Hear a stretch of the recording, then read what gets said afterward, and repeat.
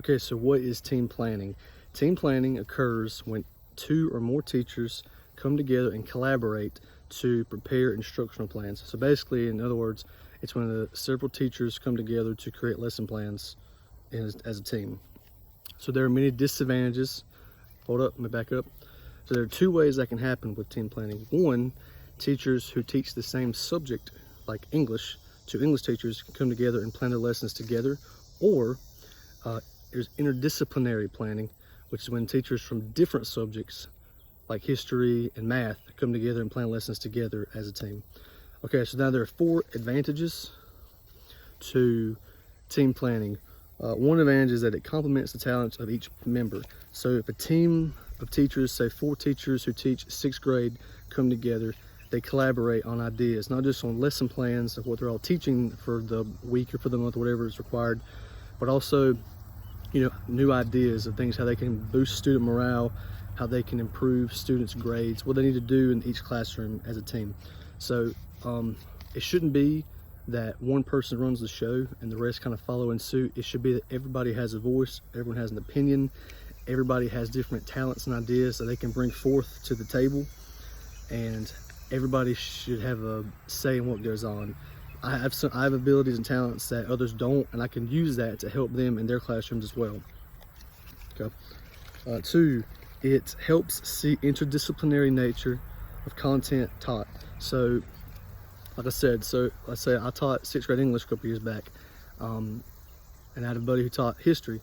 So if we could do our own thing and just teach separate lessons, or we could collaborate together. Let's say he's teaching about the Holocaust 1 month or 2 months, then I could collaborate with that, and I could have my own ideas. I could find some stories and some poems and some content from people written by people who lived through those events.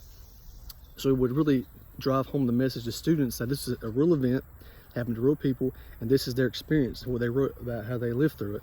And we can collaborate together to really hit home the message to kids. 3, it enhances classroom management. This is a big one. I think if, like I said, if teachers not only went to work together on their lesson plans, but they also talked about, all right, what kind of rules we're going to drive home, what kind of reward systems we're going to do to help kids' behaviors improve. If all the teachers are on the same page and they're kind of on the same line of what they're going to do in their classrooms, I think students are more likely to have a better structure. They'll be used to that structure. So if I've got a set of rules and ideas I'm putting forth in my classroom, and they go to their next period and that teacher's doing the same thing, same rules, same ideas, we're doing the same stuff, kind of ideas together, then they're more likely to have that structure. They're going to be like, all right, we got to stay in line now. We got to know that these teachers ain't playing around. We can't goof off in this class and do good in another. We got to stay on the ball in all our classrooms. So it really helps improve their behavior and their classroom management. And lastly, and then most importantly, it establishes solid bonds between teachers. It's good to know, especially for a young new teacher, that they're not alone, because if you're by yourself, you got no support system at all, and you're beginning your teaching career, it can be overwhelming. It's like, man, I got a lot to deal with, a lot on my plate. It's hard to handle it all. What do I do? And you're by yourself. It would be terrible. But it's good to have a support system, a group of fellow teachers, whether they're teach the same subject or the same grade, or just somebody in the school that you can go to and talk to, even if you don't plan together, somebody you can go to and just vent to them when you have a bad day. It's good to have that support system and build that bond with other teachers to know that you are not alone. There's a whole group of other adults in the building who are struggling alongside of you. They can build you up and support you and encourage you in your teaching career.